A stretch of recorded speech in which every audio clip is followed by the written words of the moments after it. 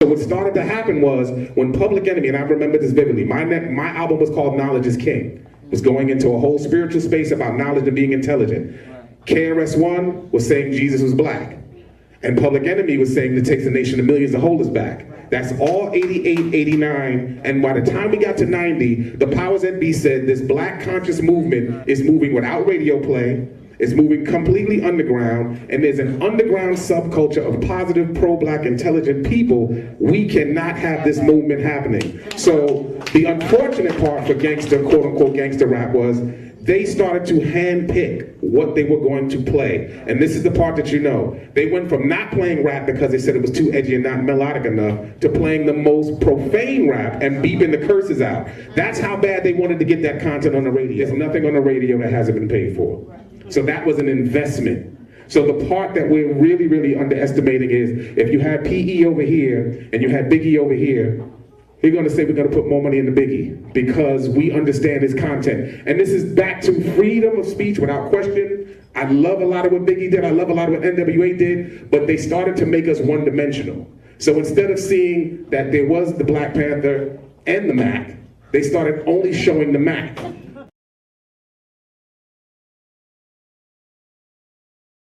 Do you know that we owe Ukrainians reparations for building and defending this nation? Oh, my bad. I meant to say Black Americans. Notice how there was not one study, not one hearing needed before sending billions of dollars to Ukrainians nor any other group. Yet, when the topic of reparations for the descendants of American slaves is mentioned, we get told a motley of excuses. And I know some of you want to blame the Republicans, but it is for the Democrats that Black Americans vote 85 to 95%. And the Democrats have been complicit in their neglect of Black Americans as well. Maybe it's time we elect politicians that are actually going to fight for us. Maybe it's time we do something different, something better. Join me in getting us not just better, but the best. Join me in this fight. Thank you.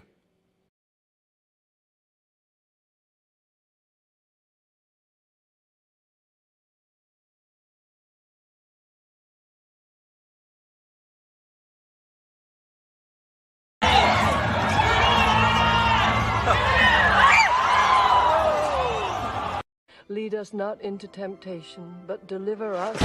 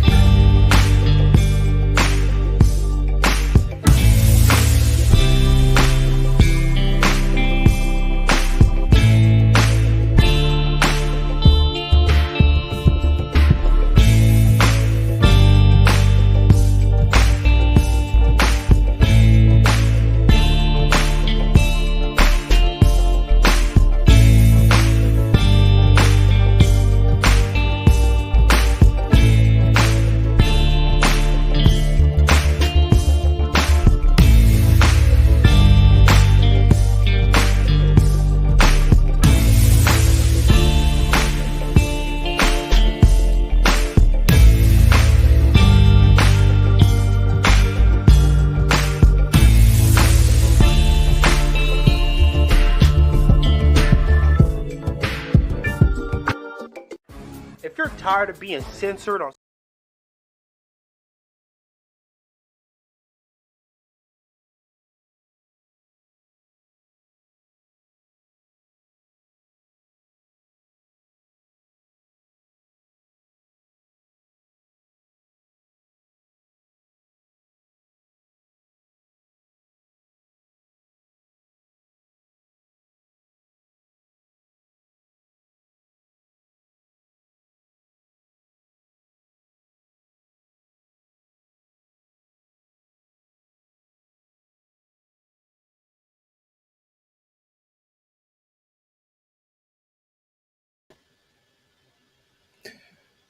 All right, all right, all right. Welcome, welcome, welcome once again to the beatzillapdx official show.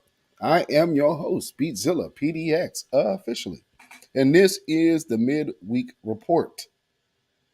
And we have a few things to talk about today, so hopefully everybody is doing well. As you are coming in, please like and share. Please like and share this broadcast. As some of you might know, right now we are also broadcasting on Twitter. So just one of the rare times I've done both. And from time to time people do that. So I just figured, why not tonight? Because again, we have to talk about Joe Biden's and the Democrats, because it's not just a Joe Biden thing. This is a Democrat-wide thing, and truth be told, it's on both sides of the aisle in some cases. But nonetheless, the anti-black power immigration plans, for those who didn't see this week, and that's what I have in the thumbnail.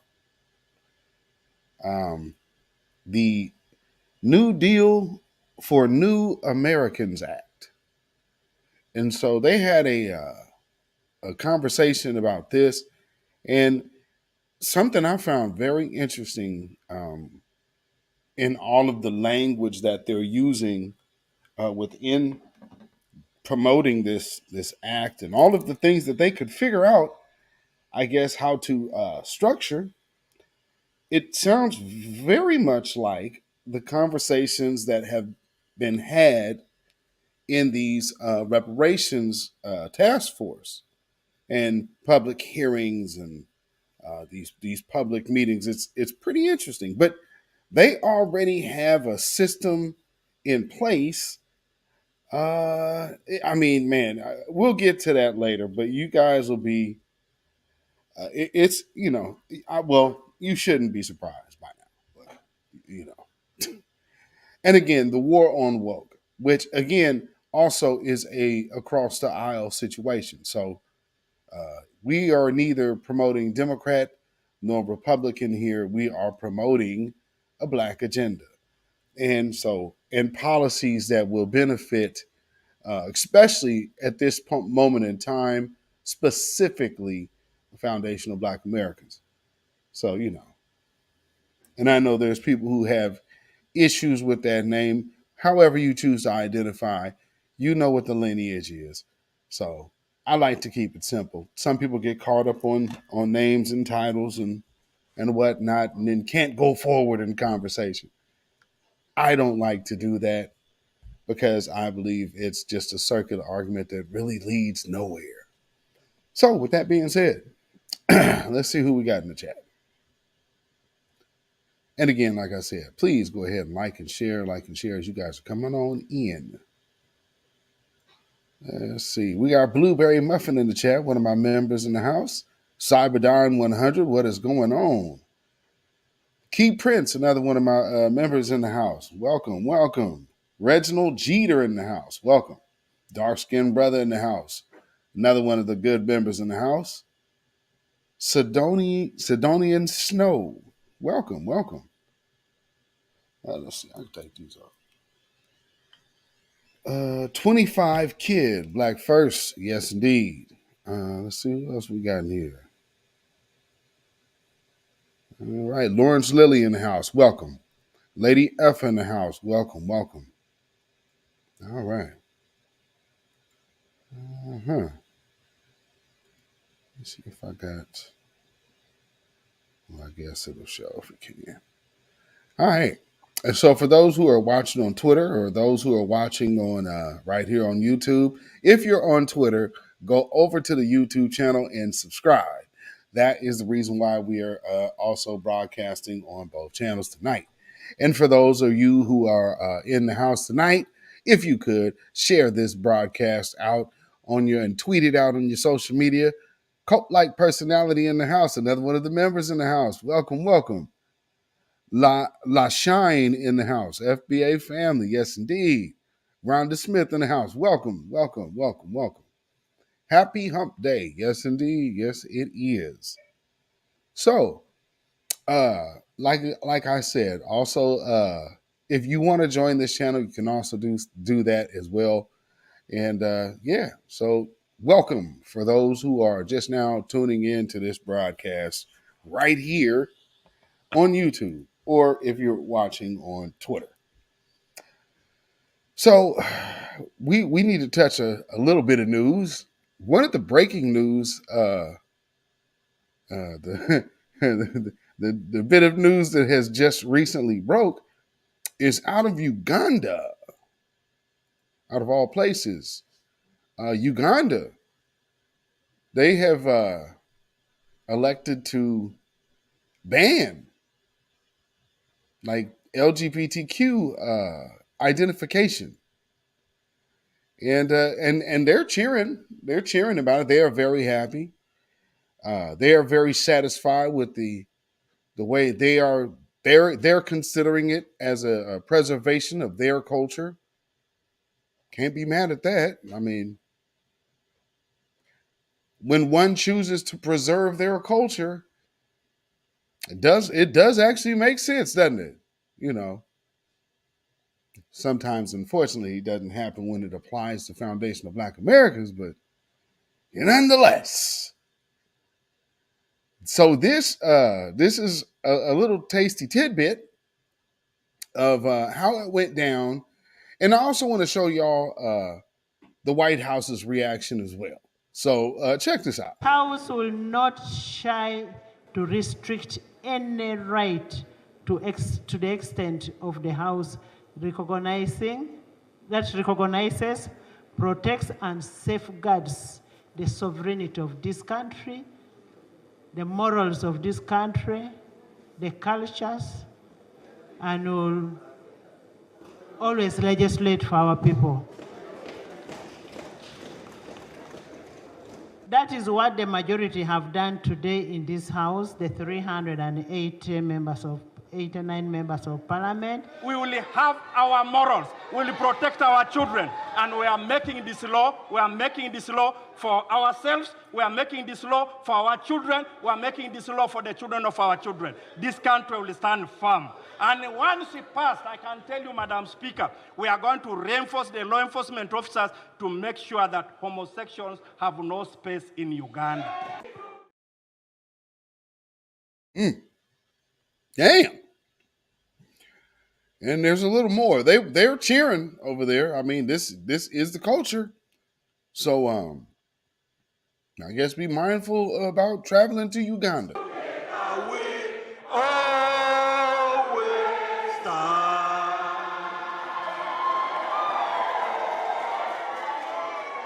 This country will stand firm. And once it passed, I can tell you, Madam Speaker, we are going to reinforce the law enforcement officers to make sure that homosexuals have no space in Uganda. We always stand.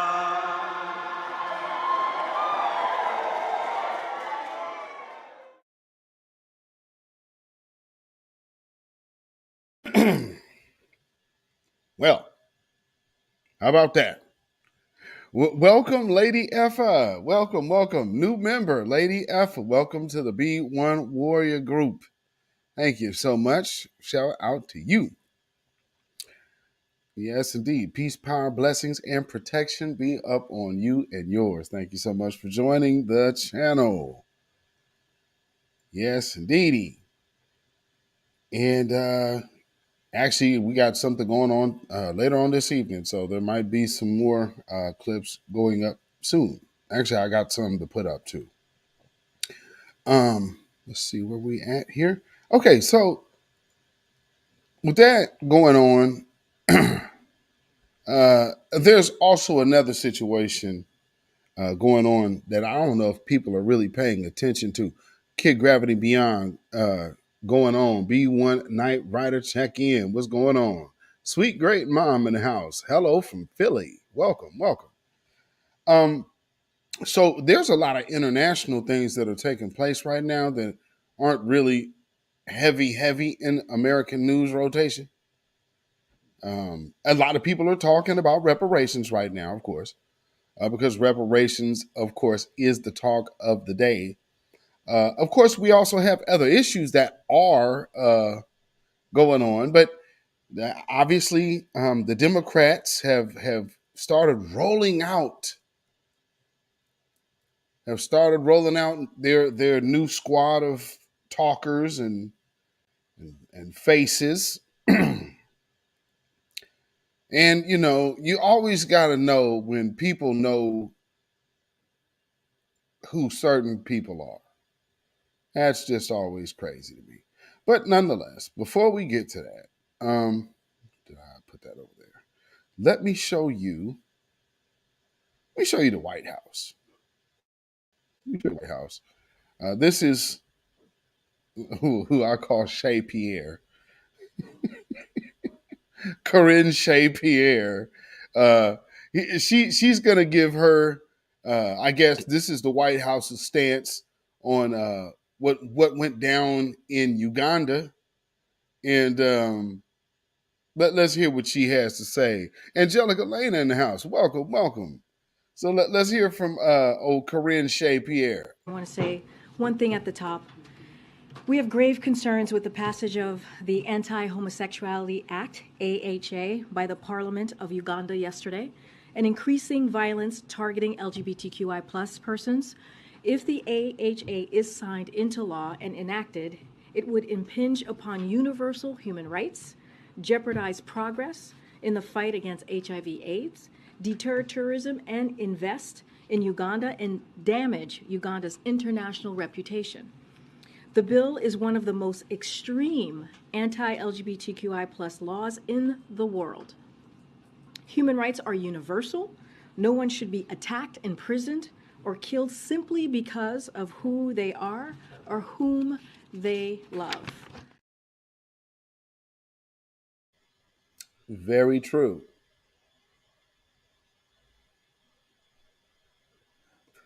Even more so, that shouldn't happen just because of your lineage.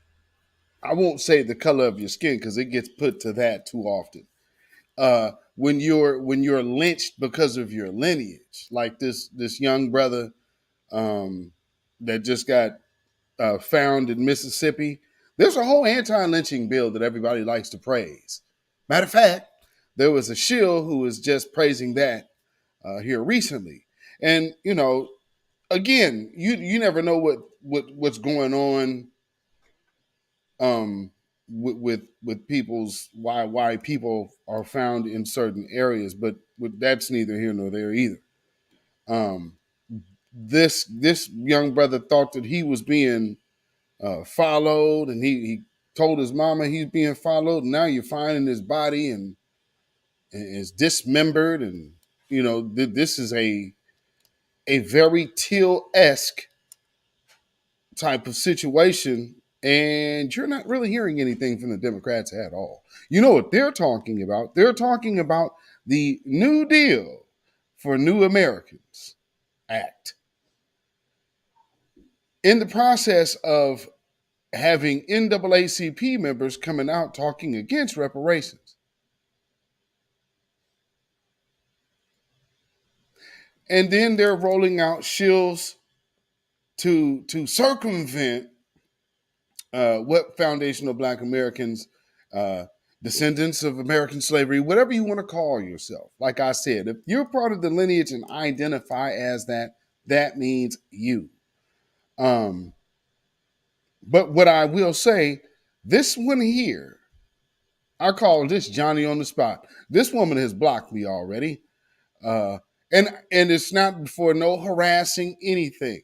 What I was doing was just simply pointing out the shield talking points, in my retweets, and that was that. So she began to use the certain phrasing that I already warned y'all about. See, again, it's like I have to put the face of who I'm representing on you. So I have to throw it out there very quick and say, this is what you're doing. I can't break it down other than, just a slanted, one-sided view. But here's another. And I guess, she's kind of fallen flat with the old shtick of, you guys is this and you guys is that. She couldn't weasel her way to the gender talk yet. But trust me, it was coming. And it's probably still coming after those of us who have already picked it out have been blocked. So while everybody else is susceptible, because I noticed the company that she's in. And I always pay attention to who blocks me, and then right around times when the call has went in from the handlers, all of a sudden I'm unblocked. But I've already called these people out. So they already know I'm looking at you as a Democratic shield. Clearly, clear cut. And you know what's funny? None of them ever deny it. Not one. Not one has denied it. Well, enjoy. Black American history. We talk about politics, we talk about Black American culture. Today we're going to talk about intersectionality and intercommunal violence. So, Woo! Right off the rip. Bell hooks.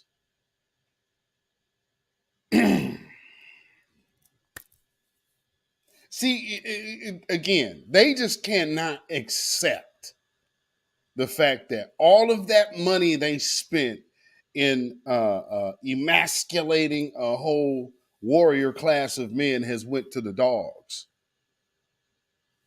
They don't know what to do with themselves. And really, truth be told, the biggest backlash I think that they have seen from all of this agenda against black men is that white men wanted to be women more than anybody else.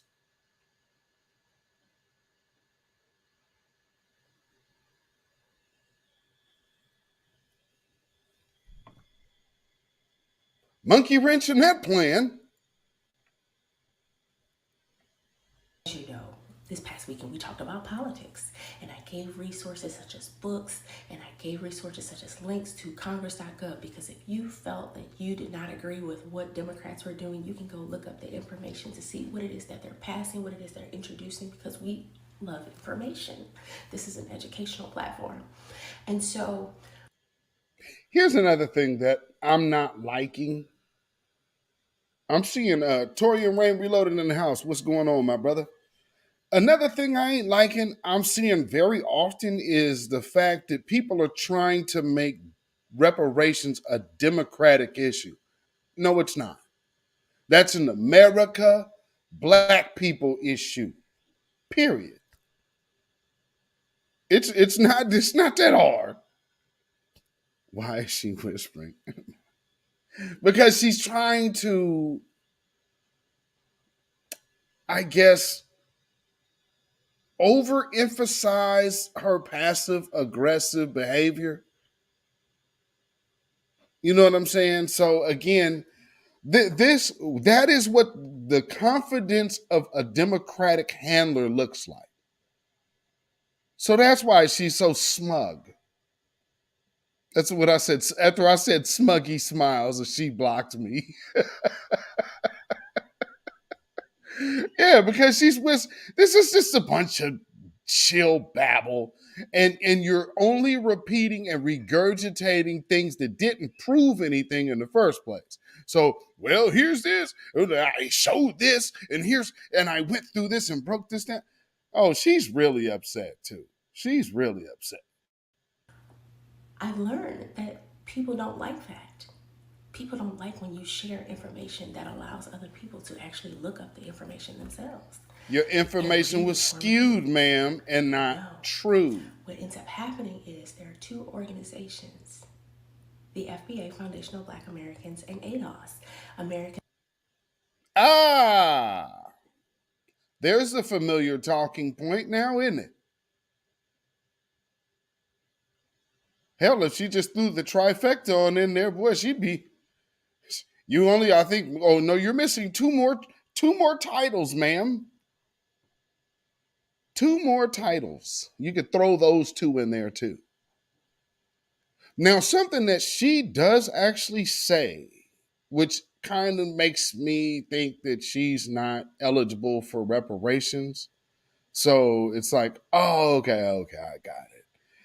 You know, see, even though you got to remember, family, even though you see some of this light cake so skin, sometimes, you know, although they be talking real down and black, yeah, but when it comes down to reparations, you know, this is more the vibe and speed that they are on. You understand? I smell Joel off. Descendants of slaves who decided that they wanted to harass and threaten my life. Didn't happen. See, now here's another thing that also takes place. Family, pay attention to this. There's always somebody that is like acting as a troll to someone in the midst of a beef. And so it's like, man, it's like they have mastered East Coast, West Coast drama, especially with the internet. And people get so caught up in faceless trolls with accounts that just were like started yesterday and be like, man, you know, come on, man. You know you being baited into BS, or you know it's good cop, bad cop on the Agent of Chaos move. Who can say? Who can say? Tanya Zion in the house. I see you, my sister. Welcome. You know, but she sure did go with the group title. Now, I just want y'all to think of the timeline of what's going on here with this woman. This is all this week. So within a couple days, the organizations, ADOS and FBA. No, ma'am. No, ma'am. No.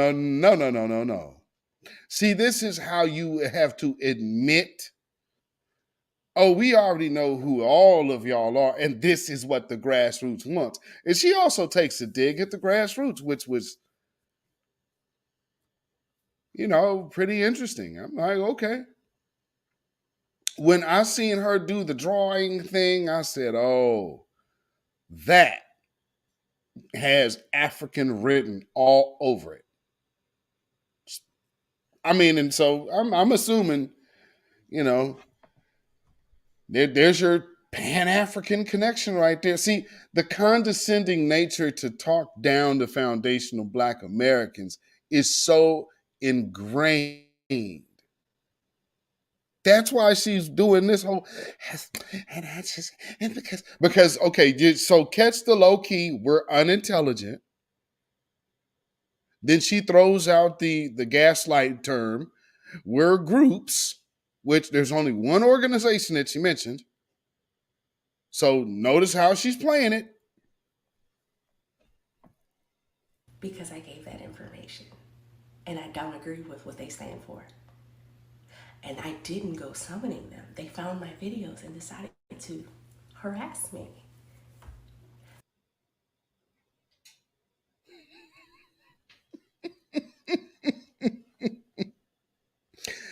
Too raw, too real dude. That dude, him and her are buddies. So I mean, likely company. I'm sure he probably like, oh yeah, block him. You got to block him right now. Afro Elite in the house. What is going on, my brother? Yes, indeed. Yeah, she up here just whispering, oh man, they think that I just try to give all this information out. How he just, these Akatas are just so simple-minded. I just don't understand what's wrong with these Akatas. Stop. Calling me a bedwench, a coon, a mammy, a hoe, a bitch, all of these things. Hold on, those last two, no. That don't. Now, I see a lot of y'all's comments out here in these comment threads on these Twitter streets. I see a lot of y'all. I ain't never done them last two. Now, mammy, bedwench, I can absolutely say, oh yeah, that probably most likely did come from y'all. But that bitch and hoe part, no, ma'am. No, I don't really see that often. And I mean, as much Twitter beef as we be seeing, no, ma'am.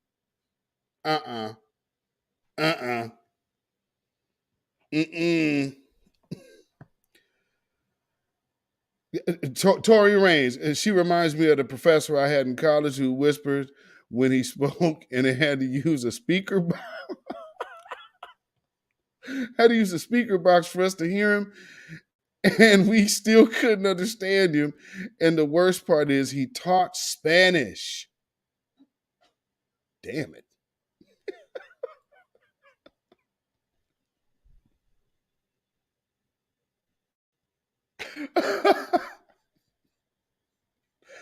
Oh, my Lord. Ouch. Never discussing anything about what I was talking about.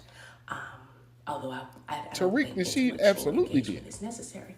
But they did, however, highlight that they are playing into the stereotype of the angry black men who... The only people to respond were who?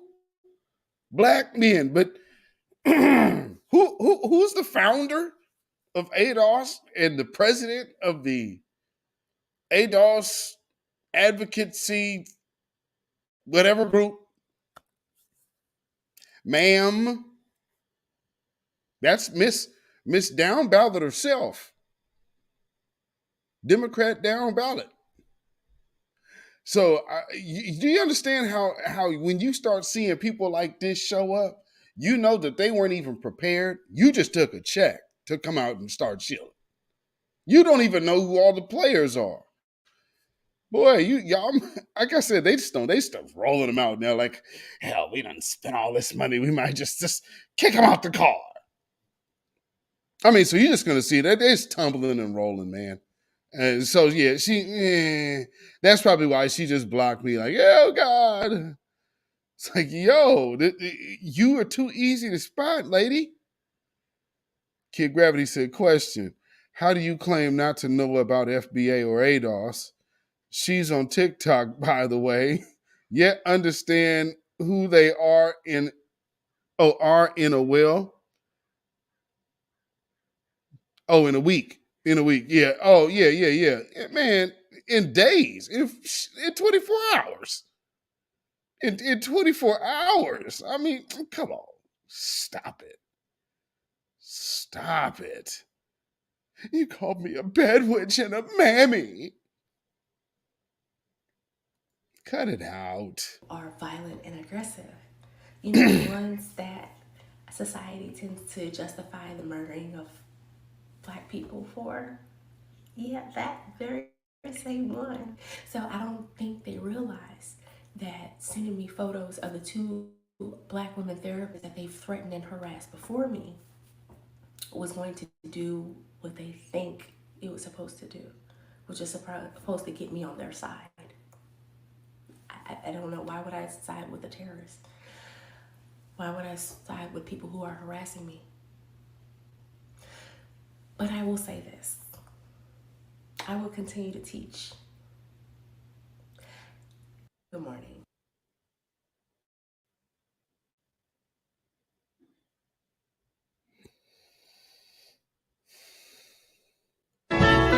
Get up off of that cocaine and get up off of that crack.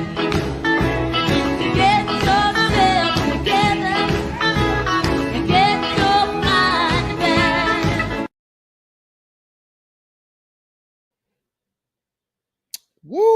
Ooh, boy, that Biden sexual thing is crazy, ain't it? Oh boy, boy, came out here talking about, oh, I don't know what's wrong, and they just moving into this angry black man stereotype.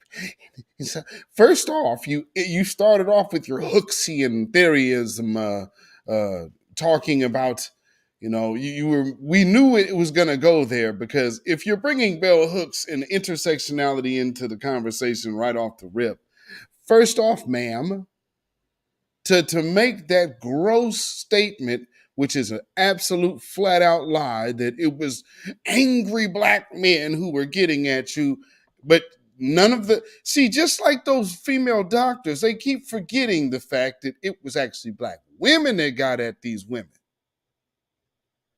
Black women got at them. Y'all can't sit up here and act like black men just jumped out the window. No. And not to mention, black men were the target of their vitriol. So you damn right they responded. What the hell do you expect? Black men, of course, are going to respond. I know I responded right here. Other men did respond as well. And what happened? That's not a harassment. That is simply, if you make the call, be ready to respond. Be ready for the responses that's going to come with it. And I mean, come on. There's this energy that seems to be carried throughout all of these different personalities, from Tierra Mack to the nutty professor out there in San Francisco, to the doctor that has just recently came out. And so she's showing you that she's not mentally well. Oh, you guys are going at it. No, she is in a position to where she's dealing with other individuals' mental health, and she's not well. And you trying to make that a gender war an issue. Are you out your minds? Anything for an agenda. It's amazing to me. How can we get back to the agenda? I mean, that just tells me, I'm like, damn, somebody paying you? Must be nice. It must be nice. Jeez. That's all I could say. Kid Gravity said B1 sisters were giving her hell. You already know. And I mean, they was giving her, man, the sisters was getting at that woman for real. So I don't know why people tripping. Miss D at Sweet 201. Hey, Beatzilla. The ladies don't represent us. Oh, yeah, I know these ladies don't represent y'all. I know. And what's so crazy is a lot of them ain't even FBA anyway. So just like this particular woman, she doesn't believe in what y'all stand for. See, again, so when we say, oh, man, we are one, notice just in that quick conversation, she does not stand for what we stand for. Are you looking to stand with a person that is willing to have a whole entire different agenda up under you? Sounds like a recipe of disaster to me. Rain Love, welcome, welcome. That sounds like a recipe for absolute disaster. But hey, man, what do I know? She ain't us, Tanya Zion. I seriously doubt it. Seriously doubt it. I mean, at the very least. Where's your family from? At the very least. Okay, so moving on. Oh, real quick before I go on, there has been I think this is in Texas, close to Houston. There was a chemical plant explosion that took place going on down there. I don't know what the hell is happening, but man, it sure seems to be a whole lot going on around these chemical plants and trains and such, and chicken farms and fires and random dead animals. And Oh, yeah, there was also a tornado in LA today. But I'm sure that's nothing. Oh, I'm sure that's nothing to worry about. So again, like I said, speaking of nothing to worry about, as the White House carries on showing you where their focus is, they're showing you the entertainment part of the world while telling you all your billions and trillions of tax dollars going over to this senseless war in Ukraine that we should not be involved in. That we're winning and Zelensky's winning. And all these people who were never soldiers before going up against a very well militarized apparatus that is comparable to any major world power, they're winning. That is absolutely foolish behavior. But hell, as long as American media says it, I guess people will believe it. But here's the reality of what the hell is actually going on. So here's a little video that we put together here at the beatzillapdx official show, just letting you know a little contrast from what goes on in what they show you about America's government and where they're spending the time and what they want to show you their focus is on. And then you're going to see what Vladimir Putin and China doing.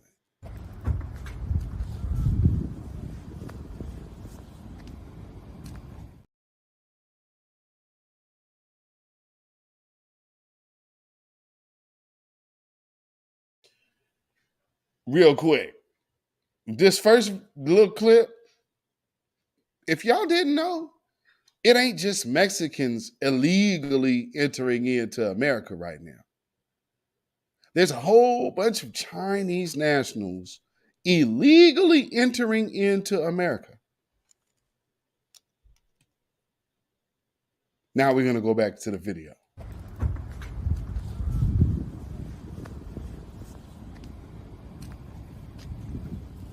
Hello. See if I still know how to do it. It was Mandarin? I'm pretty sure. And speaking of good things in music, the boss is here. The boss is here.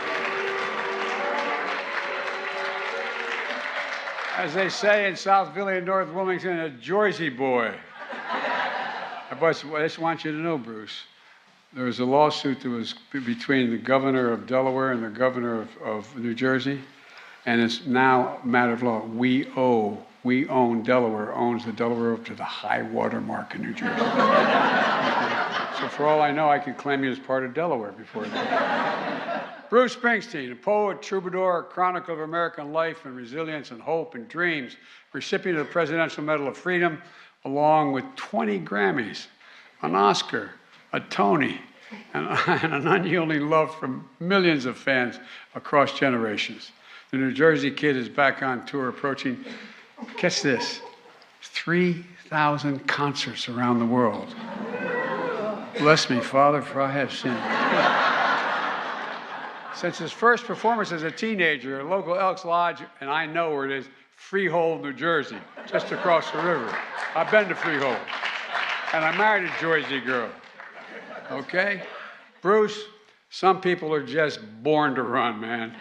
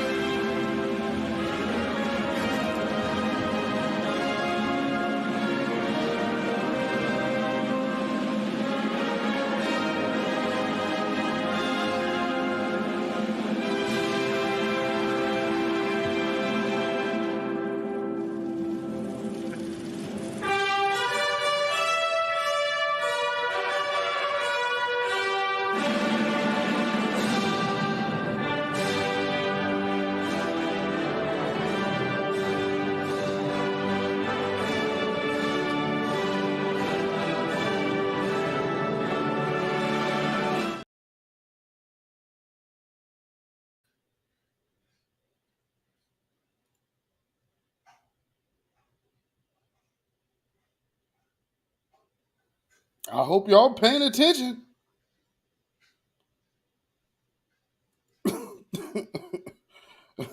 I hope y'all are paying attention. Here's another thing as well. Iran and the Saudis are also coming to agreements as well. So what you're seeing is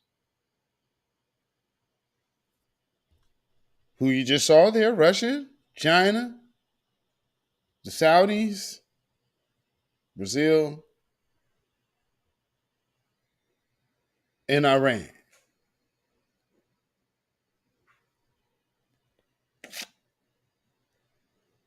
And then you kind of throw North Korea off up there in the mix. America is looking at some problems right now. And I don't think y'all understand it because they got everybody's mind so wrapped up. But I've said it a while ago that America is on its fire sale. It's going out of business, folks. And I hope that you guys can understand and what that means. America is going out of business, and this is a fire sale that we are seeing. This is what it looks like when your enemies are closing in ranks around you. And they're doing it on multiple levels. Number one, they hold the oil, so they hold the tangibles. That is the bulk of the oil. I mean, you are looking at a wall of oil money.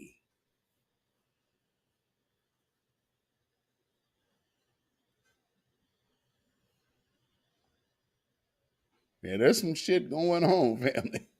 You tell you. So yeah, just pay attention to the international scene. Don't get so caught up on this. Like I said, they want you to look at entertainers and entertainment, sports, and all of this other stuff. Keep your eye on. I mean, if you do watch, whatever, cool. But make sure you know what's going on around the world because there is an international situation brewing.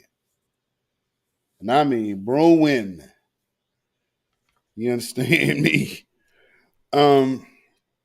So again, North Korea also within this meeting of Korea and Russia, or I'm sorry, China and Russia. North Korea also has made an announcement as well that that America also better start showing them some respect, putting some respect on their name, or they might have some situations as well. So they're sending ultimatums, nuclear ultimatums to America too. So there's some things going on, family. Tia, to you in the house. Welcome, welcome, welcome. Got my moderator in the house. Yeah, so yeah. You know what I'm saying? Like, yeah. There's some international issues going on. Yeah, they talking about they might have to do break Taiwan off or something. So I mean, yeah, there's issues all over there with everything having to do with China's relationship with America and North Korea's relationship with America. So, jeez. And now you got even more of a situation with Iran and the Saudis coming in the conversation because boy, oh boy, oh boy, that sits two major players out on an island all of a sudden. But that's neither here nor there for right now, but keep an eye on that. So, San Francisco,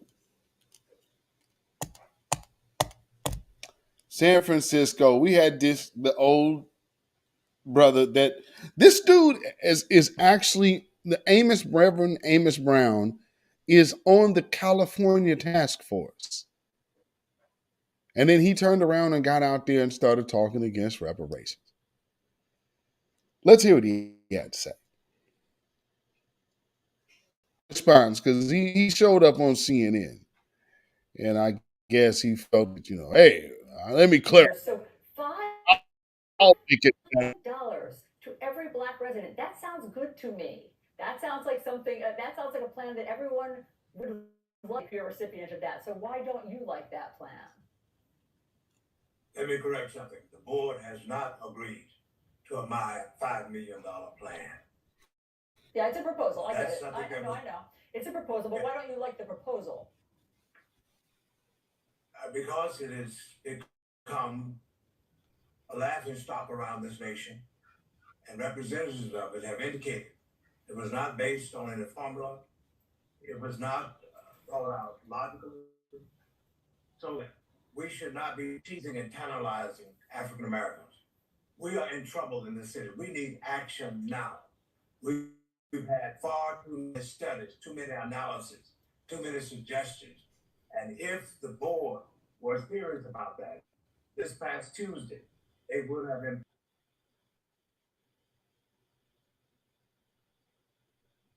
principle, supported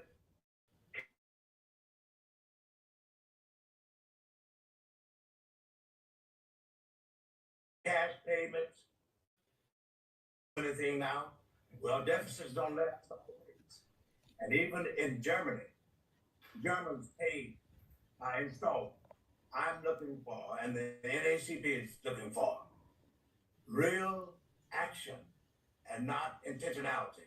We've talked too much about reparations. In fact, it was the NACP branch that introduced the idea in 2019. So we can't be like Jack and the Bear, making tracks, but getting nowhere. Even this U.S. Congress of this nation has not acted on reparations in principle, and 70% of the nation are against it. Now is the time for all fair-minded, informed, loving, just citizens to join us as African Americans and support us as we supported reparations for the Japanese and for the Jewish community. That's the bottom line issue. We are not against cash payments, but we want sincere action and not optics. So you don't think this is a so sorry to interrupt, but you don't think this is a serious proposal by the Board of Supervisors? It's not on the board what has happened. The board has not acted. It was a representative of the task force who threw out this number without any basis for it. And people are entitled to their opinions. But on issues like this, you need facts and you need practicality. And that's the only thing the NACP is looking for. Real action and not suggestions. Thank you. Dr. Brown, Well, again, in this case, in scenario, doesn't the action still first have to be a suggestion? What am I getting confused? Well, what am I missing here? Doesn't it still have to be an action? Okay, because we're just gonna act, and we're okay. I got that, but what they're saying is, here's a dollar amount, so approve it. And it's to start saying, well, these people aren't again. Huh? It's like his conversation is all over the place, and he's trying to make a point saying, well, yes, we're with cash payments, but we're rejecting the statement said, let's reject the $5 million proposal of cash payments.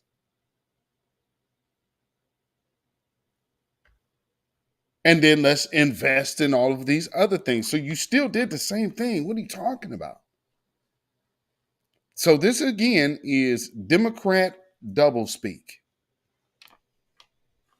I really appreciate you clarifying all of that for us and explaining your position and what you're hoping for in the city of San Francisco. Thank you very much for your time. Is a bright center of the universe where all good ideas come from. The San Francisco Board of Supervisors is as far from that place as you could possibly be.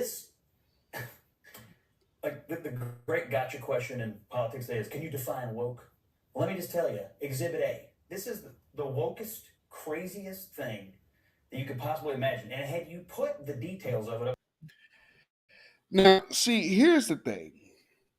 When it's and you'll notice that we had a person come into our space the other day, earlier this week. And when they're just coming out with it. When it comes to us, all of a sudden the conversation of reparations is different. It's like, no, it's not different. Let's not start complicating things. Well, this is just, this woke nonsense. Oh, so woke. Oh, it's woke. Oh, man. Let me tell you. Let's always remember. The white man broke every law in the state and federal penal code system in order to establish every state in the United States.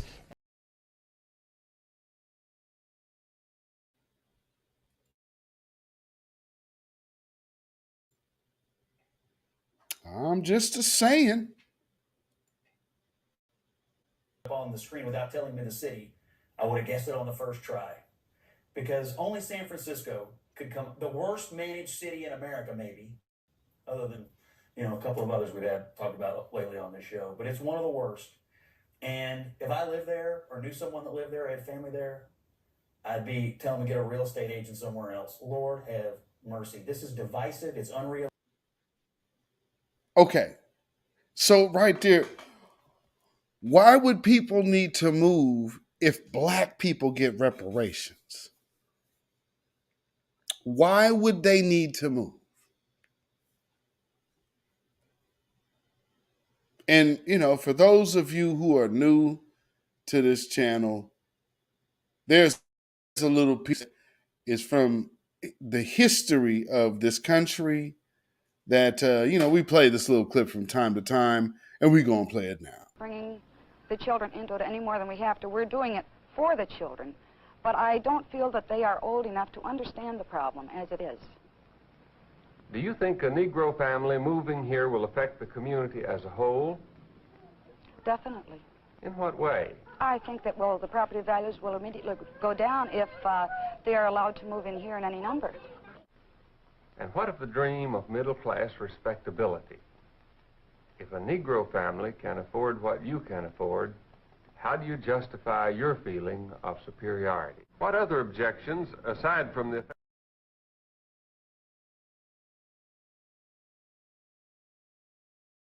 If a Negro has the same thing that you got, so if Negroes got the same thing, just equal, if black folks are equal, black folks is equal, then okay, well then somehow, something is wrong.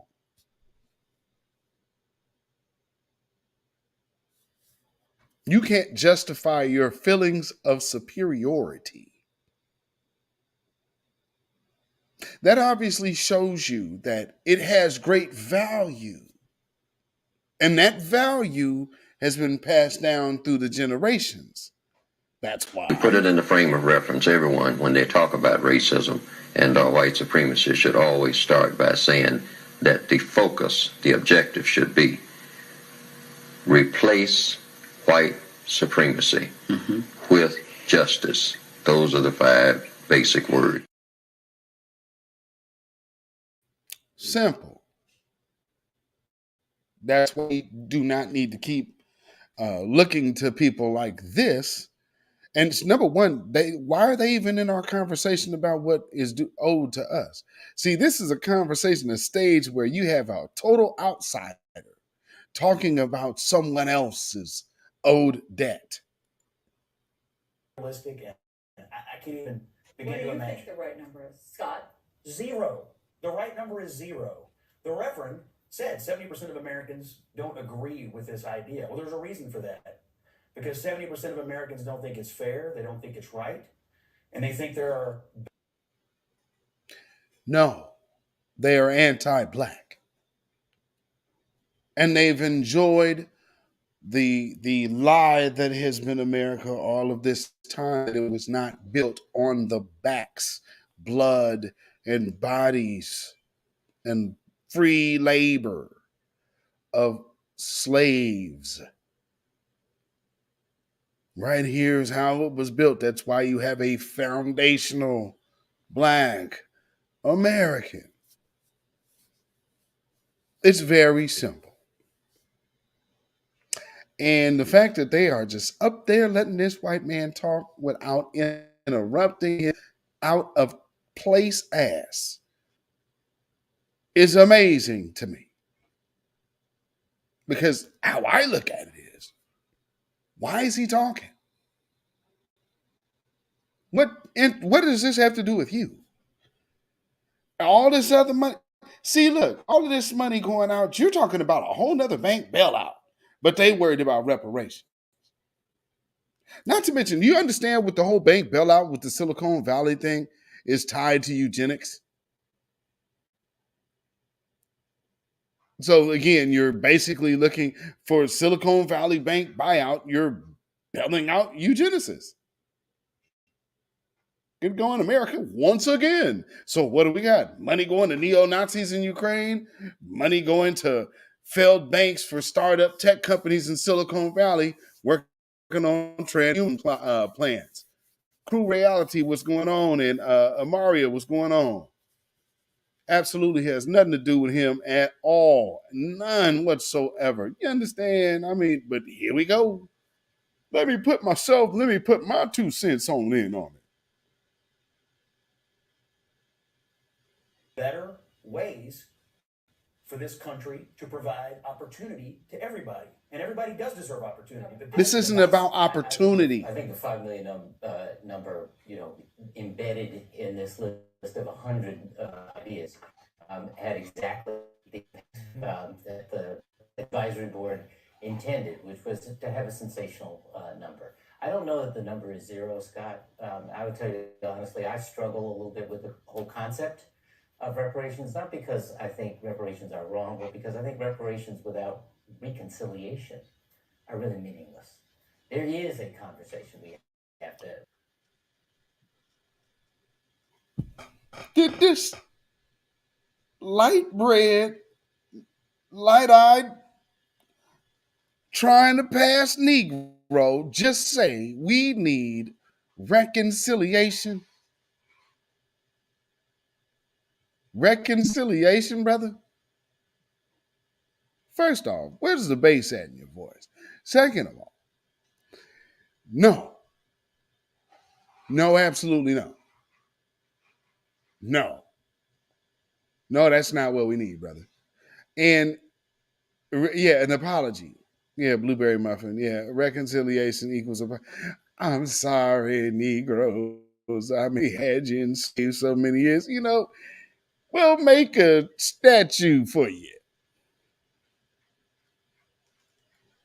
We have to have. There is an understanding that we have to arrive at about not just our history, but our present, and how it is we share this America, and why it's important that we share this America, and that we deal with all of the barriers for whomever is experiencing barriers to the fruits and the promise of this America. That work, I think, is worthy work. I don't think it's right to call that work woke, dismiss it. I think that's important patriotic work. I really believe that. And whether that then enables or makes possible financial compensation in this, taking from among these ideas or others, I think remains to be seen. Okay. The president. So what that basically says is, how can we further promote the idea of integration, going back into the burning house theory, and then also letting these new Negroes understand that, hey, it's not a burning house anymore. Come on over, because the best opportunities are coming together.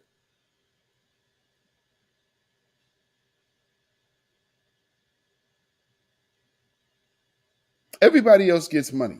Now, see, here's the one thing I want y'all to see. We're gonna get into the story in the video that I really want to break down. I won't go through it all, but It is, yeah, they had like a 30-something minute Zoom call. Oh, whoa. First, let me play this first. Yeah, let me do this. Because we got to talk about the whole woke issue.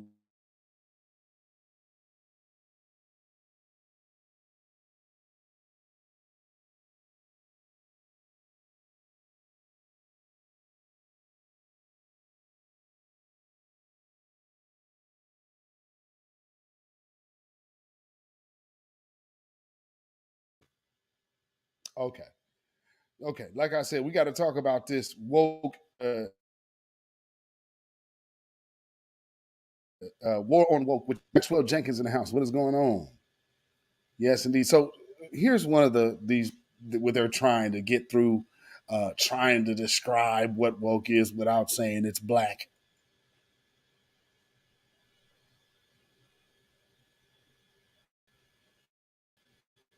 Historically marginalized are today victims. And so you take a power hierarchy, a power differential, and you superimpose it onto race or onto gender and suggest that there are established power differences between white people and people of color, cisgender people and trans people, heterosexual people and gay people, and that those power differentials have moral consequences and suggest that we should in some way elevate the marginalized. That is, to me, the definition of woke.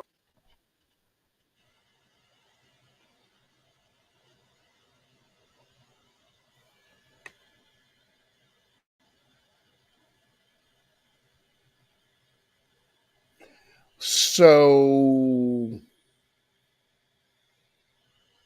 when you always hear that conversation, they never address the condition that they're criticizing.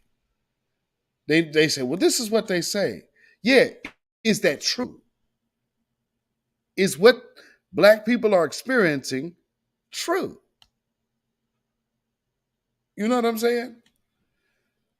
Good Lord.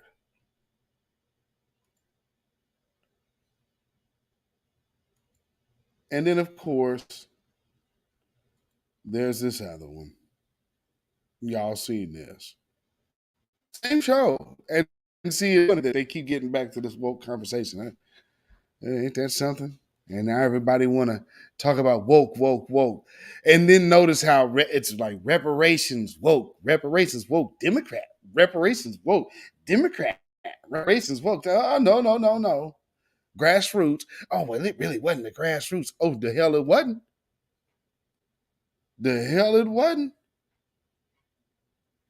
So here's the other one that the author. See, when they roll these people out, this is dog whistle time. And she don't even know what the hell she's talking about. But she says she wrote a whole chapter. How you write a whole chapter on what woke is, and then when asked, this happens.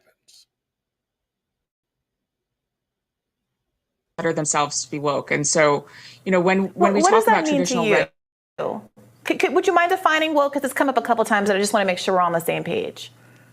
So, woke is sort of the idea that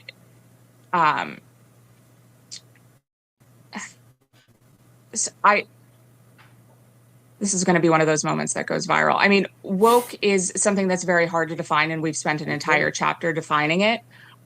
It is sort of the understanding that we need to totally reimagine and redo society in order to create hierarchies of oppression.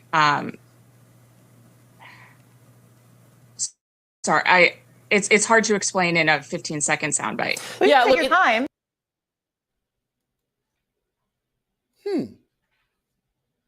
Now, when she finally got put it in to the frame of reference, everyone, explanation- when they talk about racism and white supremacy, should always start by saying that the focus, the objective should be replace white supremacy with justice. Those are the 5 basic words. I didn't know why that just played. That was weird. But nonetheless, shout out Mr. Neatly Fuller. Because again, that is right. And these people are talking about woke this. Do you realize under the Democrats, under Joe Biden's presidency, the attention has shifted from white supremacy and white nationalism to woke and wokeness and everything having to do with woke. Have y'all noticed that? Under Joe Biden, blackness is getting the most persecution. Something to pay attention to, don't you think?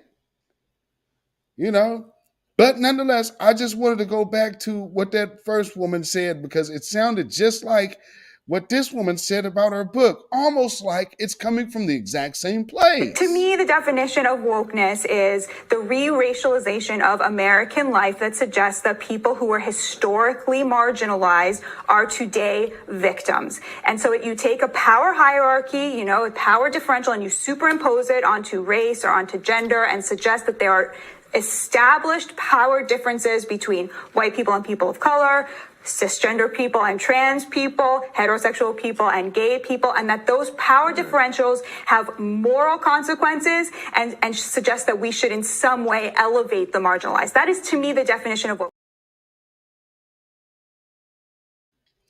Did you notice the one group that she did not mention? Did anybody pick up the group that she did not mention?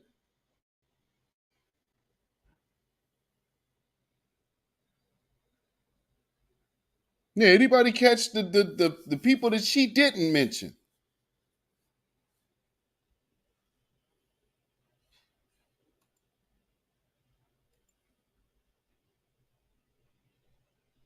Ooh-wee.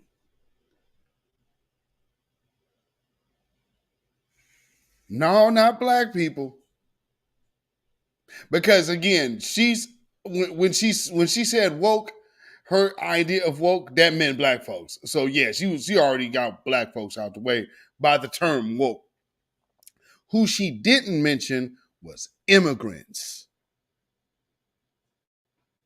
She mentioned all of these other supposed marginalized groups, but craftily and strategically stayed away from immigrants. She left immigrants out of being in a situation to where they are getting something restructured.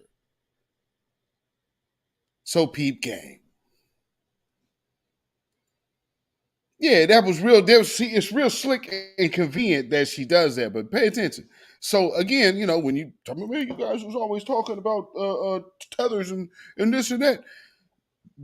Are you understanding why? And again, because some people, there are some of these anti-black immigrants that actually have old school white supremacist type views, like old Ben Stein. I'm not sure if I played this video last week, but I got some folks up in here in this live. So I want to play this video again of Ben Stein just going full blown old school white supremacist. And, he's going through all the talking points. And again, he's not even going to tell you what woke is, but just so you can understand the same tone of what he and they are saying, let's just bring it on home with a good old fashioned WS. I was a child growing up in Maryland and spending a lot of time in Washington, D.C. I would drive by the neighborhoods with my parents driving the car where predominantly black people, in fact almost all black people lived. And they looked so raggedy and sad, and their neighborhoods were so run down and miserable. I just thought, wow, what a horrible way for these poor, honest, decent citizens to live. If I woke up in the morning I were, as we call them then, a colored person, a black person, we call them now, I'd want to kill myself. That was, let's say, 60 years ago. And now, ladies and gentlemen, if I woke up and were a black person, I would think, well, I have every opportunity to go to a really good school. I have every opportunity to live in a really good neighborhood. I have every opportunity to get a really good job. The whole system is now set up so that I, as a black American, can have every chance at a good life.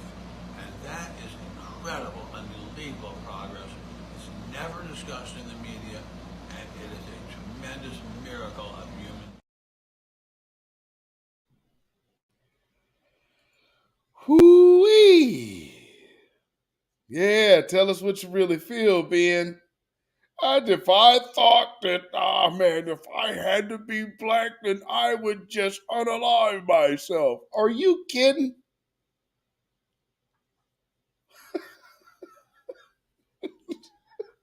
Oh yeah. Was that some kind of big up to black folks there, Ben Stein? Good grief, dude.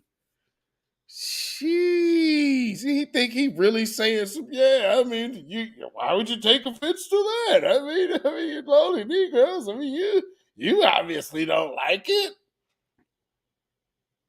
Wow. Okay. All righty. All right. Old school, old timey, white supremacist.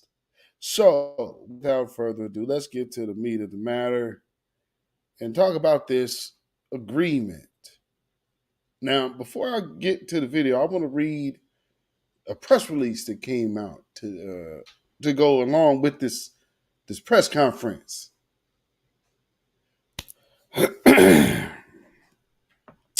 This is from Congressman Grace Ming. The press release is on March 23rd.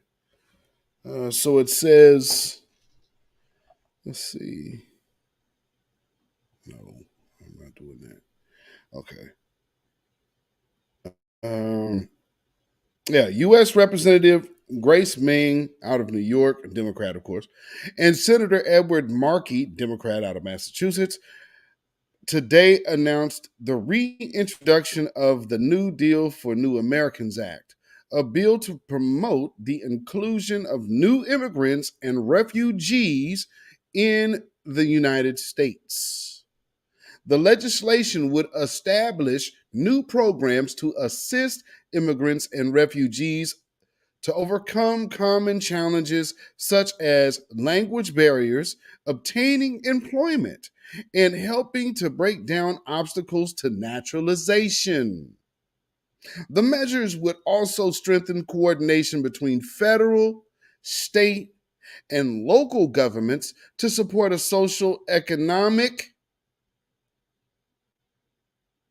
to support the social, economic, and civic integration of immigrants and refugees. Let's see what we are talking about. The measure would also strengthen coordination between federal, state, and local governments to support the social, economic, and civic integration of immigrants and refugees, meaning that they are basically extending a new Homestead Act to these people.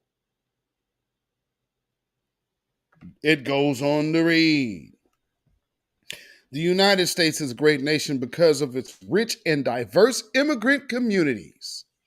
When we invest in helping new Americans thrive,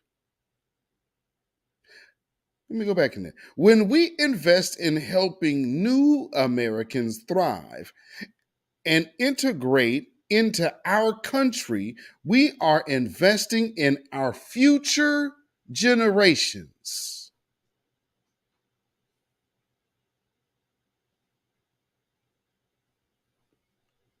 You hear anything about foundational Black Americans in this? Or do you hear about a foolproof plan paid for by the government on every branch?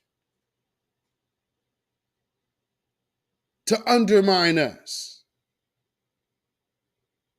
So when you hearing people talk about immigration, this is the dollars and cents of it. This is being broken down real clear, and I'm sure I'm not going to hear a lot of people that say, "Hey, y'all hating, y'all ain't gonna go into what this is saying," because it gets worse. Let's see. So again, generations. So they're worried about all of these other people for future, and they saying our future generations. That excludes us, family. Said, and this is a statement coming from a congresswoman, of course, and that is Congresswoman Meng. You know how certain groups got that anti-Asian Asian hate crime bill. Looks like they're still working on the undermining of foundational Black Americans. Some of y'all need to wake up. Some of y'all really need to wake up. Here's another quote from her. We must fight to protect the principles our nation was founded on and ensure our immigration system is an inclusive and a welcoming safe haven for all who come here. I am proud to once again champion the New Deal for New Americans Act on behalf of the countless people who wish to join, contribute, and succeed in the U.S. as new Americans. Let me go back to this other part. Because remember, this is a Democratic Congresswoman. We must fight to protect the principles our nation was founded on. That means make America great again. This is coming out of a Chinese woman, by the way. This is a Democrat in office right now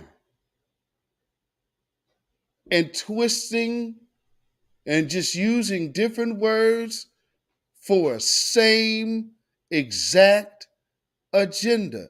And Professor Black Truth and Jason Black have been mentioning for a minute that, like, the CNN crowd is trying to get these centrists. Well, look at the Democrats. They're trying to get these wavering Republicans and everybody else out there with anti-Black sentiments.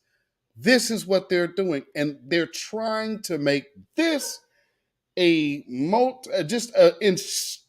a big old wedge of voter block. That this is what they're trying to basically get accomplished here. Look how fast they figured out they had to get these wheels back to turning, because people are talking about cash now.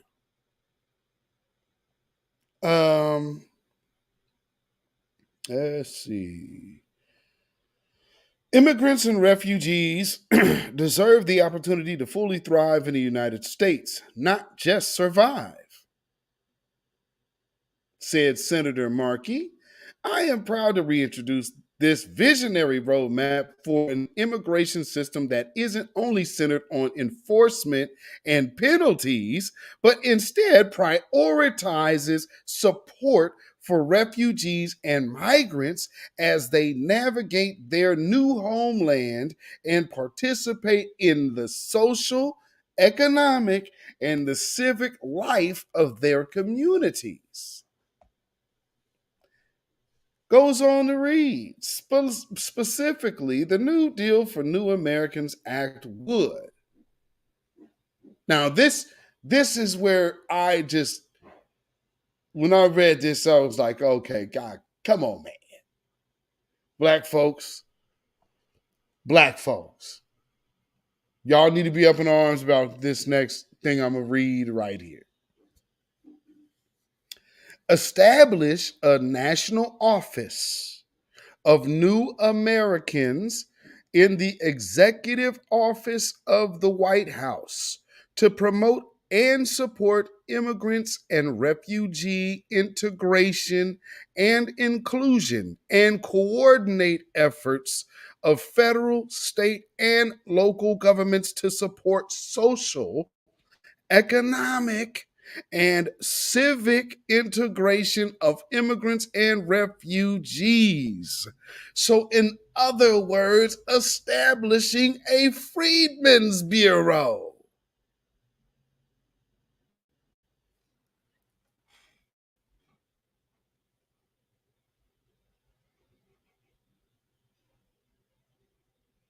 You understand what you up against, family? I sure hope you do. These people are the damn devil, man.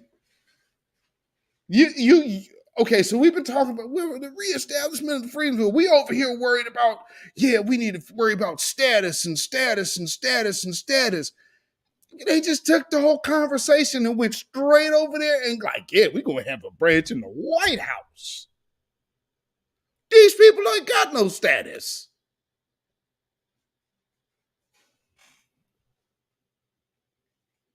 Keep telling you, when they say in God we trust, that means I'm white and I say so. So this is what it looks like. Tell me about no damn status and tell me what doesn't matter in the eyes of the law. Hell no.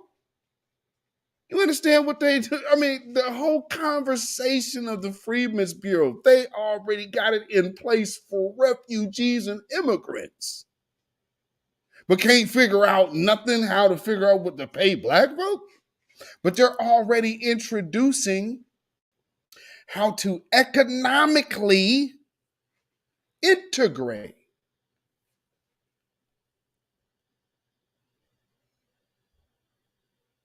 And we shouldn't be upset. While we have all of these people coming out here talking about lying, saying things of our culture. And so what you are seeing is the coordinated effort of erasure. To be a black person supporting this, you have to be out of your mind. Or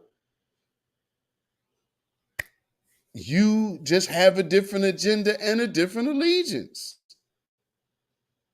But man, this right here, so again, there's no how do we integrate into these other marginalized groups? Now, notice what did I just say about that last little woke video I played? Let me go back here because she leaves immigrants out. To me, the definition of wokeness is the re-racialization of American life that suggests that people who were historically marginalized are today victims. And so you take a power hierarchy, a power differential, and you superimpose it onto race or onto gender and suggest that there are established power differences between white people and people of color, cisgender people and trans people, heterosexual people and gay people, and that those power differentials have moral consequences and suggest that we should in some way elevate the marginalized. That is, to me, the definition of what. Yeah, because again, like I said, and so she gave two different references within those, 36 seconds. And neither one of those chain of references did immigrants come up. Why? Because she's well aware that that would infringe on people agreeing with this move.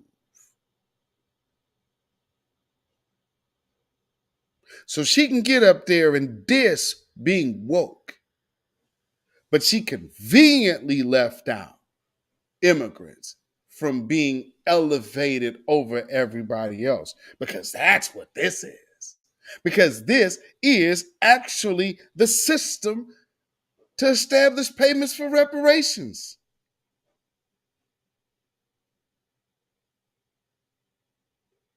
And I'm crazy. I would love to hear the walk around this one. Boy, I mean, this ain't one you can just blame. You can't blame no YouTuber. Can't put this on no YouTuber. This is what they doing.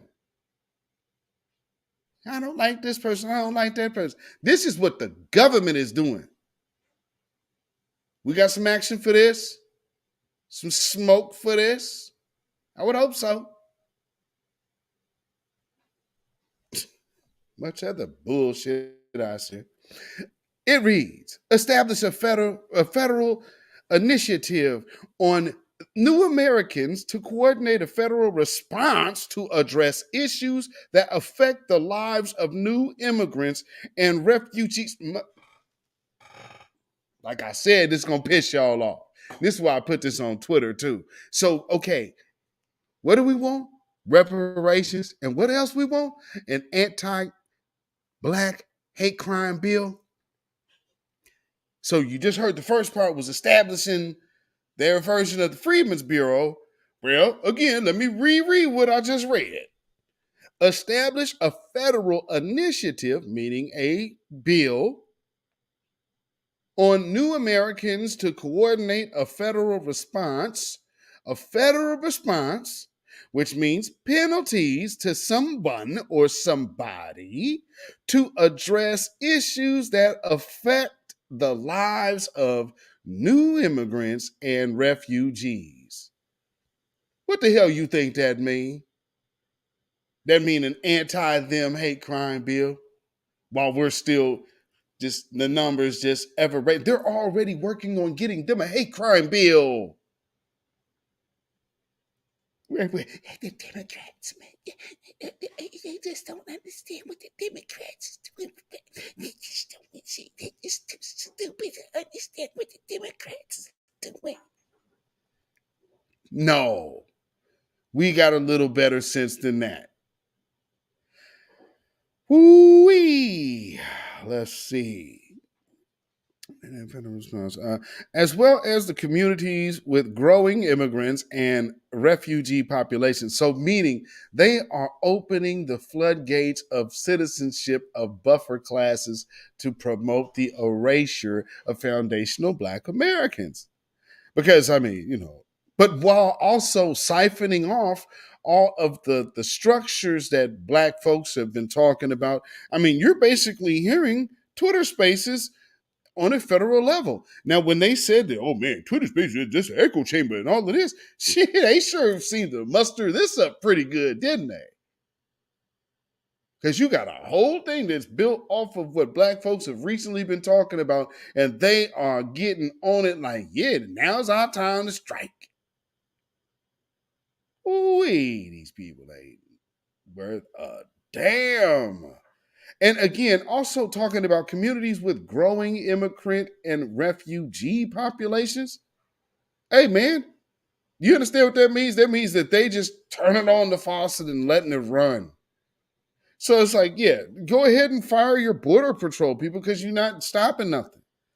You letting them all in. This is a whole system for just an open border policy for everybody. Oh, yeah, by the way, Haitians.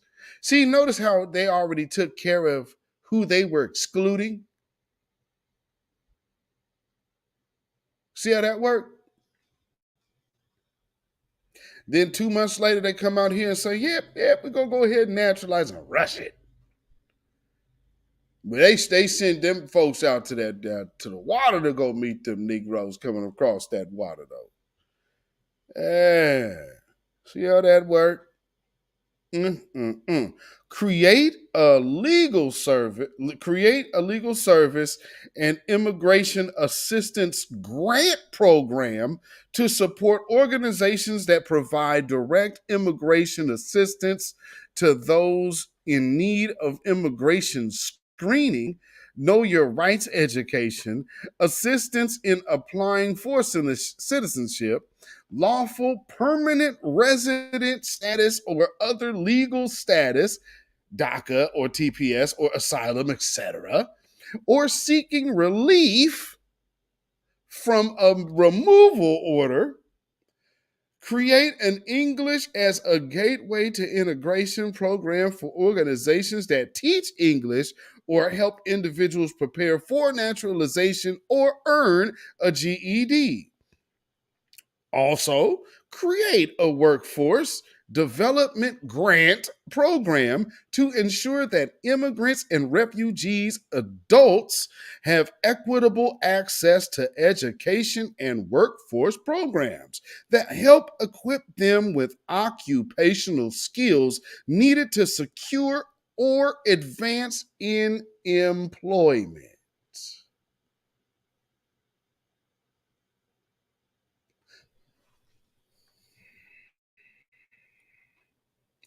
And this is what happens when we vote tethers into office. They call their folks.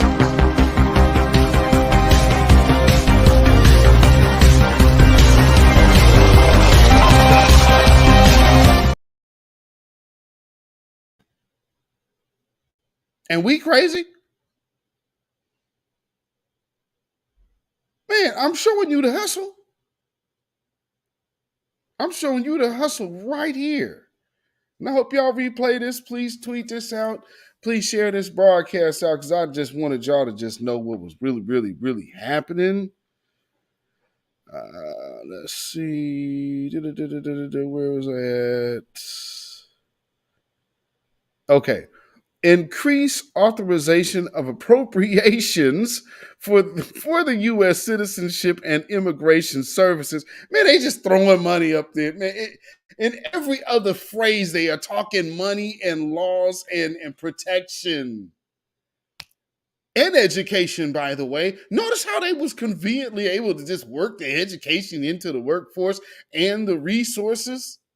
It was all in one phrase. You didn't where we need this over there, and then we got to give them some land. Notice how you ain't heard nothing about no land. Why? Because they gonna have enough money and enough help and enough schooling paid by taxpayers to go get into the workforce, because that means that says they're coming here with absolutely no skills that can compete in this workforce. So why would you be doing this? Again, we crazy though. We hate immigrants. No, this is what the government is doing to Black people. And to not pay attention to this truth and fact, you are an enemy to yourself and every other Black person. There is no Pan-Africanism if you cannot see the forest for the trees. Because this is erasure. And I don't know what the hell you think you integrating into. Because this right here is meaning they want you out the paint. And this is, they are coming up with money. Oh, yeah. And notice how they have alluded to money before. Check this out. Increase authorization for appropriations for the U.S. Citizenship and Immigration Services. Citizenship and Integration Grant Program to $100 million. Reduce barriers for individuals to naturalize by establishing a flat application fee for naturalization, amending the English and civics exam requirements for older individuals. You won't even have to speak English in this mug. And exempting eligible U.S. high school graduates from taking the naturalization exams. Means that they had already proved to them that they can be within the workforce to go ahead and help with that erasure program they're doing. This is what this is. Like I said, power integration program, and it's heavily anti-Black. So who can argue with this?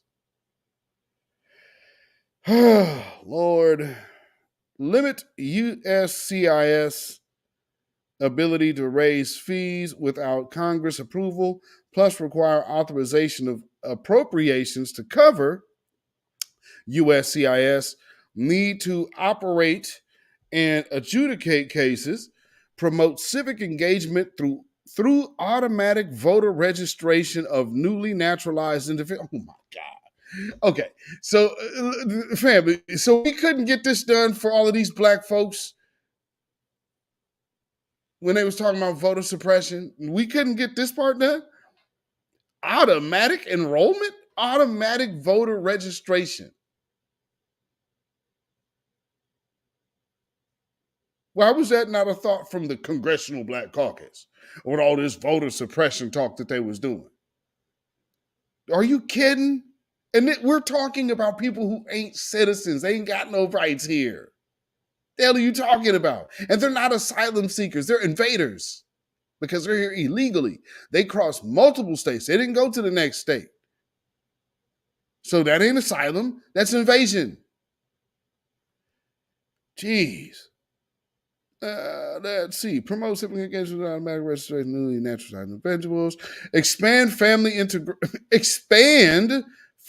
integration by reducing the age of citizens who are able to petition eligible family members from 21 years old to 18 years old, which, mind you, right now they're trying to reverse the age of being able to get a firearm from 18 to 21, just like they did with tobacco. But nonetheless, I guess, let's reverse that. Increase refugee admissions levels to 125 per fiscal year. Wait. Increase refugee admissions level to 125,000 per fiscal year.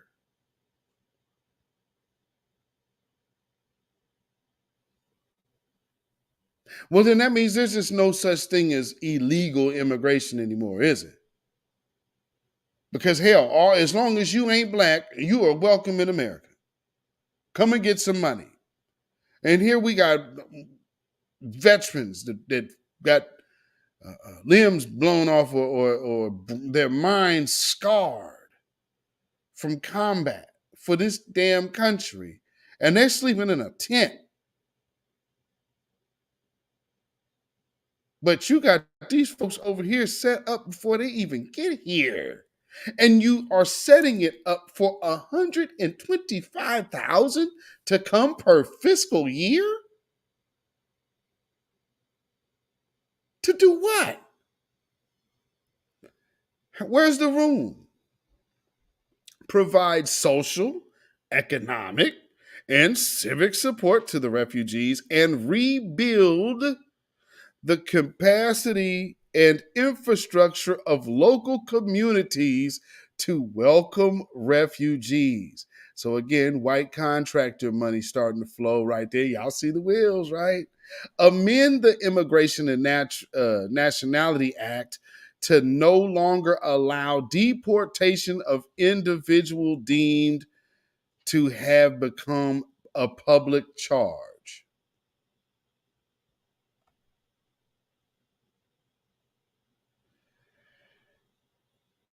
Okay, let's get. I need to get to this quote. Okay, so this is from. Who is this from? Who wrote this? Whose quote is this? I can't see whose quote this is. But let me just read this real quick.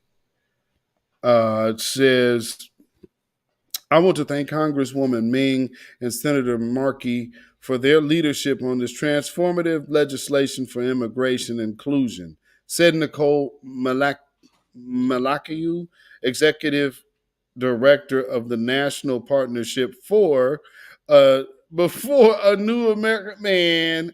See, okay, they have a partnership and a name that supports the deal that they're already doing. We have this jumbled up task force in California. This is on the government level while they're talking about HR 40. How does this fare to be the better option than reparations? That's insane. Let's see. Our diversity is our strength. And this bill will transform how the federal government treats immigrant communities by investing in them instead of attacking them.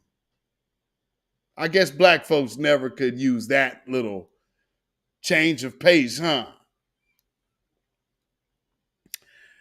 We urge lawmakers supporting this critical piece of legislation, which will help immigrants overcome common challenges such as language barriers, lack of legal services, and the price of immigration application fees, and build a lasting national welcoming infrastructure.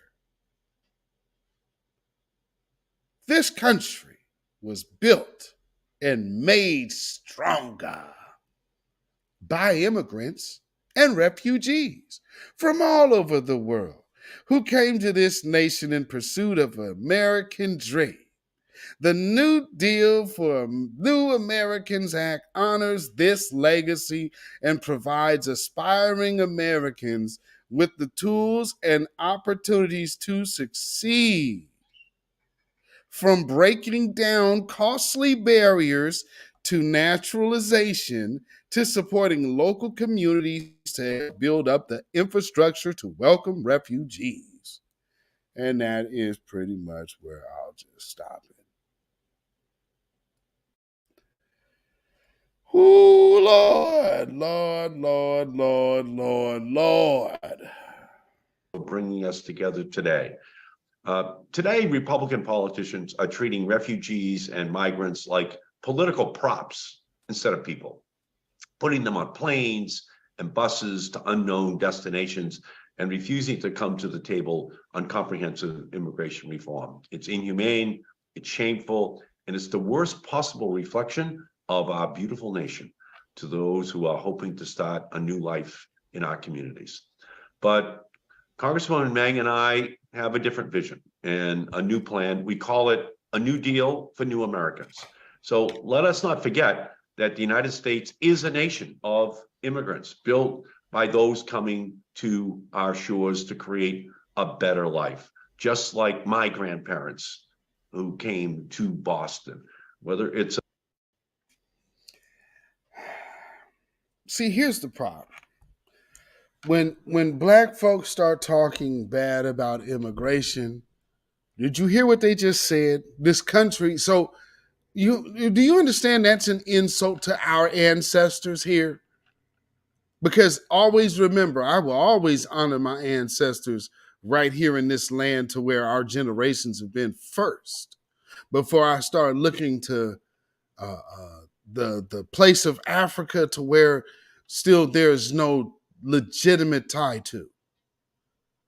So I could never overlook that level of disrespect that they just said in the opening seconds of their conversation of what they're pushing. Now, I just read you the legislation of the energy that they coming with. Now, this is literally the people that you see in the room. And you heard just that quick the energy that they are on. So if you cannot understand, this is an enemy to you. If anybody says that you got a correct opinion,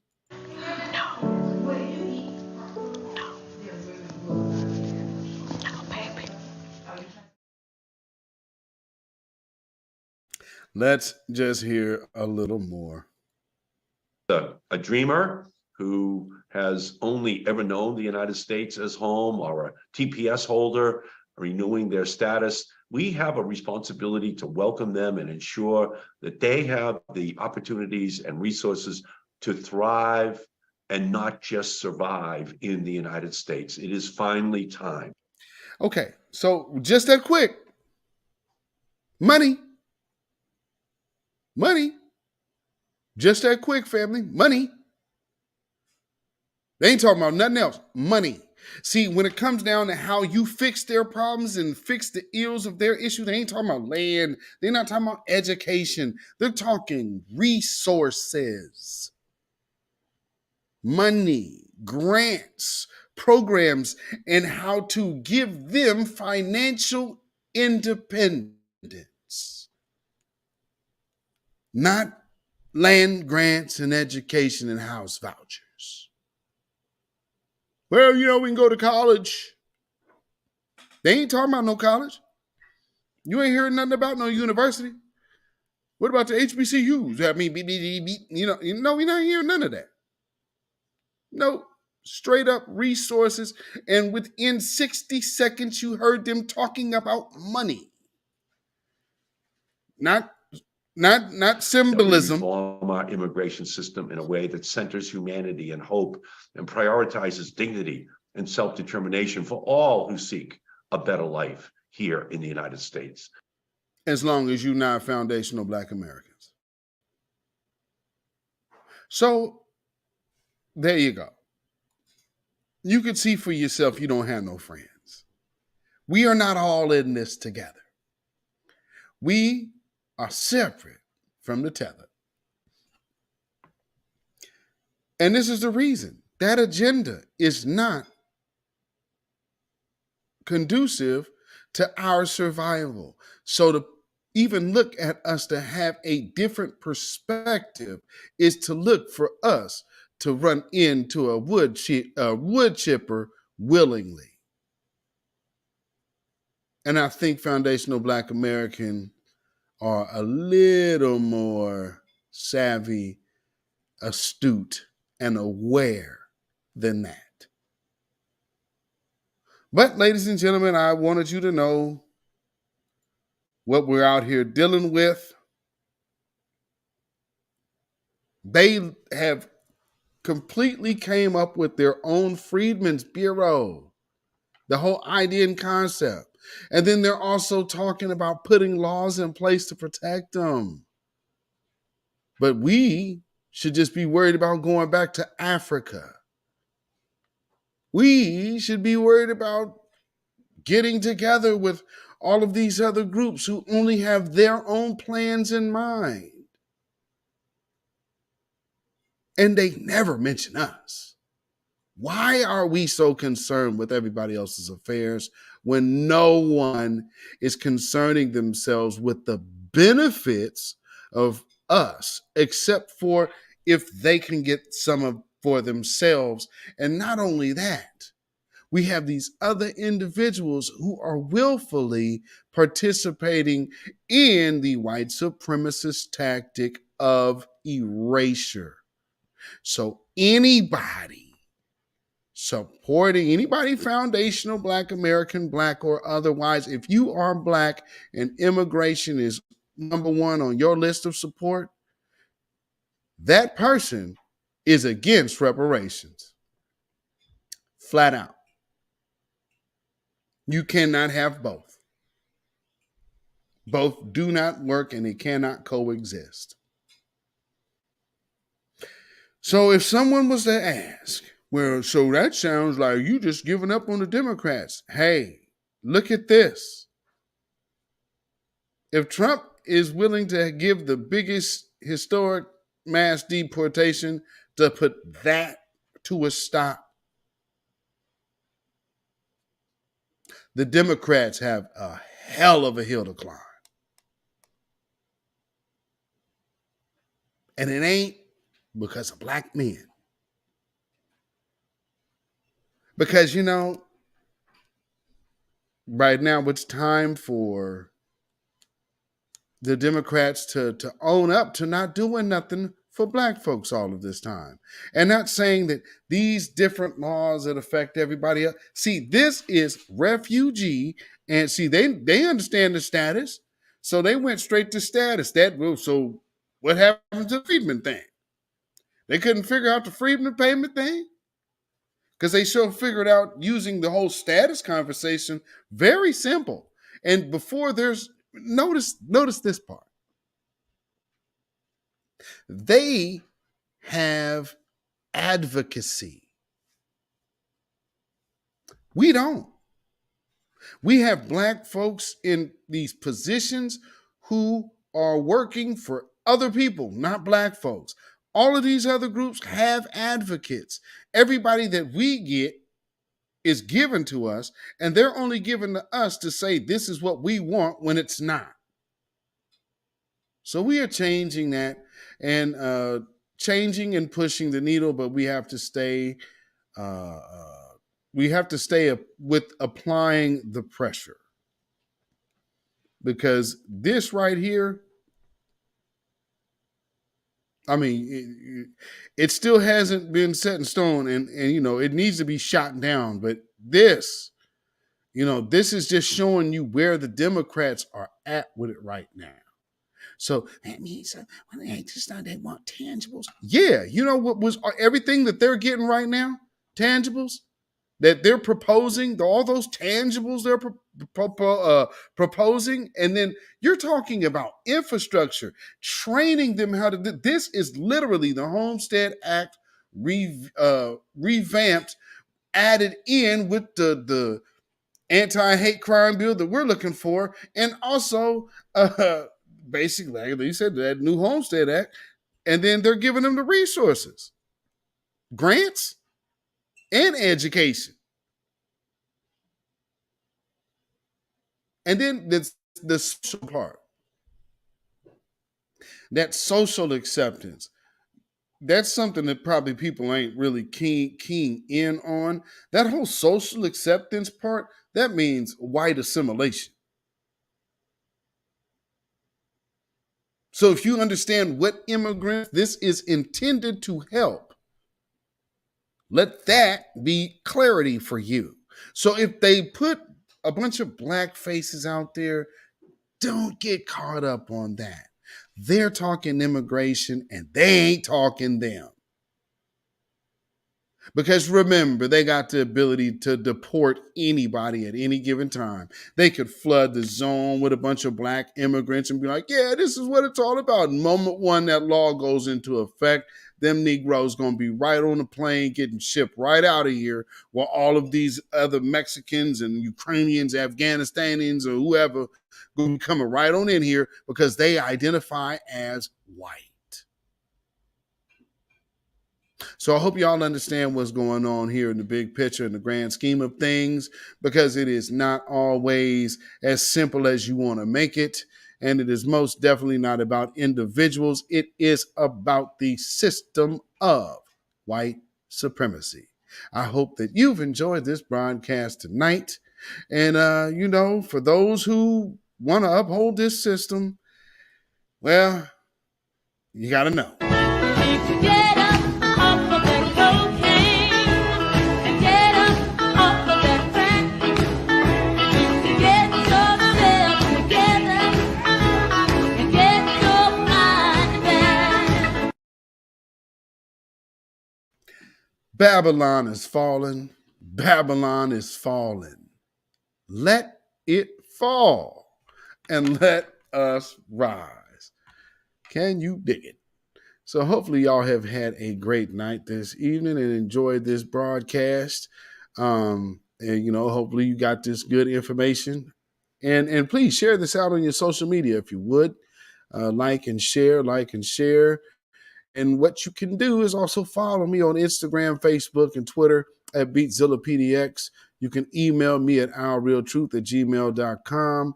And you can also, if you want to put some money in the bucket, you like the broadcast, you want to help support this platform, you can do so at CashApp, $beatzillapdx.